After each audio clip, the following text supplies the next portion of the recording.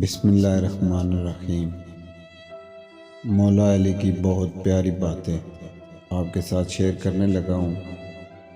زندگی جب بھی رلائے تو سمجھ جانا گناہ معاف ہو گئے ہیں، زندگی جب ہنسائے تو سمجھ جانا دعائیں قبول ہو گئی ہیں۔ رشتوں کا ہونا اتنا تکلیف دہ نہیں ہوتا جتنا کہ رشتوں کے ہوتے ہوتے احساس کا مر جانا۔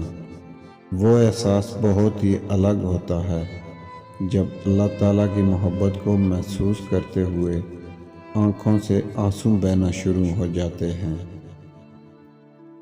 دولت اور عہدے انسان کو عارضی طور پر بڑا کرتے ہیں، لیکن انسانیت اور اچھا اخلاق انسان کو ہمیشہ بلند درجے پر رکھتا ہے۔